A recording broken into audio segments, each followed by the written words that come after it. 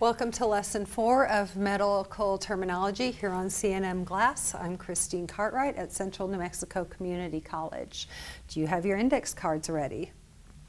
All right, the first word that we're going to cover today is penia. Penia means a deficiency or a decrease. You know the format now. I'll give us a couple of words that we can use to combine with many things. Our next card is Malaysia. Malaysia means soft.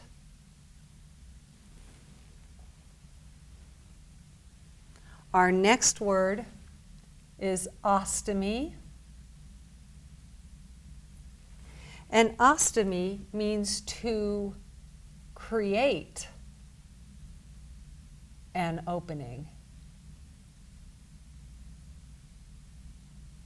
while stoma is a mouth-like opening, so it's the opening itself.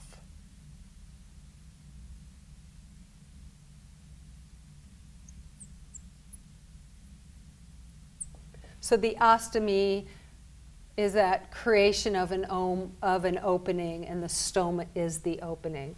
As a matter of fact, our mouth, we will call it stoma when we refer to something called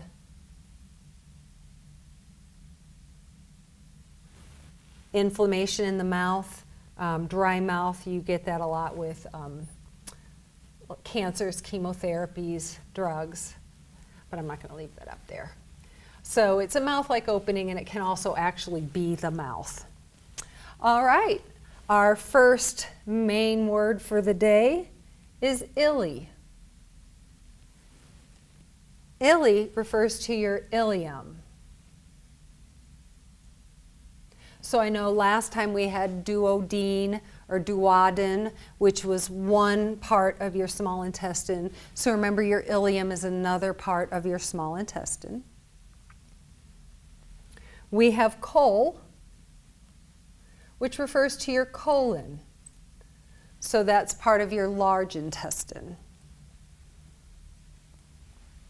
We're going to go to tracheal, and that means neck. Okay, tracheal. A few lessons ago we had a color. If you remember what it was blue. So what medical term means blue? No, you said cyan. Today we're going to talk about white. Do you know the medical term for white? It's Luke. And I think I mentioned before leukemia, which means white blood. So it's when your bone marrow is not producing the red blood cells anymore, but it's going wild, making these white cells. So Luke is white. Our next card will be ost, and that is bone. If you remember, I did refer to bone before. I know in BLAST, when I talked about those bud-like cells, I mentioned osteoblasts. So constantly our bones are remodeling themselves. They're not just a stagnant thing. We like to think bones were made and then they never change, but that's not true. Our bones have osteoclast and osteoblast activity. The osteoclast is always breaking it down so that the osteoblast, that bud cell, can reform it, can bud out with new structure. You're going to hear ost in several of these things because we're going to be using bone in other ways. So let's stop. I'm not going to go into any words because let's talk about some of these with these. I don't know where you are in PCT class yet, but if we haven't already talked about ostomy appliances, remember your patient can have a fecal diversion instead of having their bowel movements out of their rectum and anus. Perhaps they have an ileostomy. Perhaps they have a colostomy. And when we change that appliance there, the opening that we're looking at is their stoma. So here, the doctor has created an opening in their ileum. They've created an opening in their colon, and that opening is called the stoma. So we will be placing the device, the pouching bag, over that stoma of the ostomy, the site that the doctor created the opening. Later, I think it comes up later, but I'm going to mention it now since we're talking about it. You can have a urostomy too, for urine. What about tracheal? When you get around to doing the oxygen, you can see that some people have tracheostomies. And remember how I said sometimes to make the words sound better and flow better, a letter will be dropped or added? Here we'll have a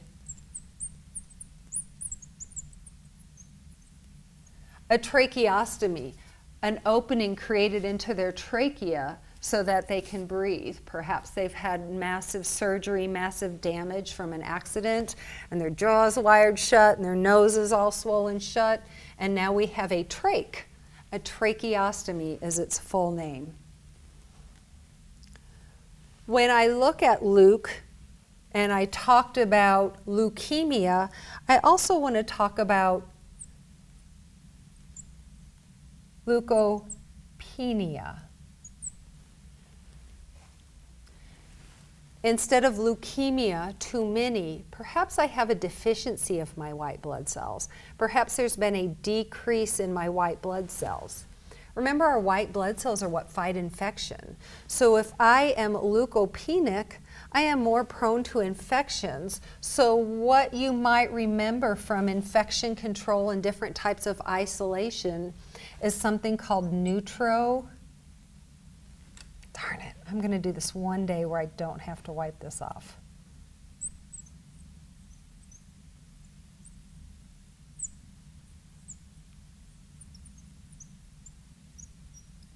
Remember who's on neutropenic precautions? Your neutrophils are one type of your white blood cells. So you really won't see a sign on the door saying patient is leukopenic.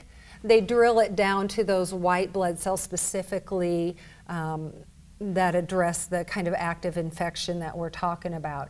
And we call it neutropenic precautions. So go back and review that now. If I'm saying this and it's ringing a bell, but you can't remember what they are or how to do them, it's a good time to go look it up. With bone, with ost, I know you've heard of osteoporosis, but have you heard of osteopenia? I'm going to do it down here.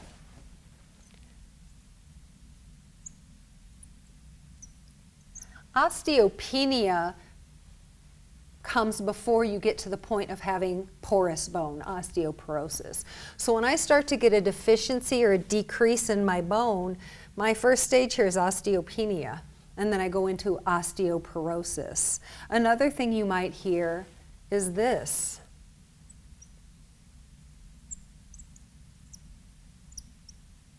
People having the condition of osteomalacia, soft bones. So that's one that you can come across. I want to talk about a couple of prefixes. You should know this one by now, but I want to mention it at this point. A or an mean without. And medically abbreviating, that's an S with a sign over it. So this means without. A and an mean without. So take this card now, your A and card, without, and go look at some of your past cards now and see if you can put that together with any of your words and to change them at this point. We're going to make one card now with 2 words on it. We're going to put the word alga, and we're also going to put the word dine. Alga, you may know, both of these words mean pain. So I want you to think about the commercials you hear for Tylenol. They call it an analgesic.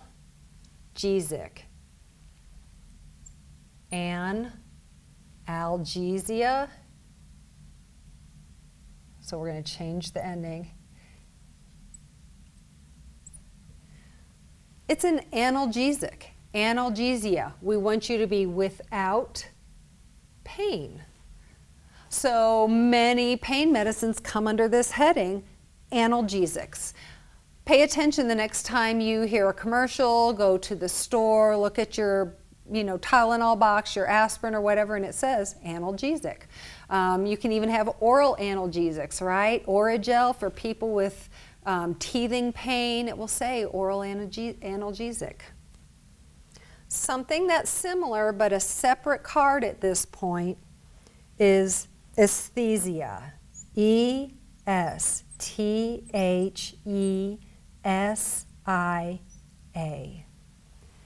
Esthesia means sensation. So when you brush my cheek, my arm, I have that sensation of touch. When you pinch me, I have the sensation of pain. I am able to sense that. So think about when someone goes to the OR. They go for surgery and somebody comes to see them. That person who comes to see them is the anesthesiologist. I had to try to spell that right. The anesthesiologist comes to see them because he wants to make sure that they have anesthesia while they're undergoing surgery. So what are we looking at? We're looking at you being without sensation because you don't want to feel what they're doing, right? So this specialist who studies the medications required to make you without sensation during the OR. Very important person, make good friends with them. So today you have a small selection of words, but they're words that you can start looking back at previous cards, even just these cards, starting to put them together, and now you're building even more words as we go along. I hope you enjoyed this lesson number 4 of your medical terminology.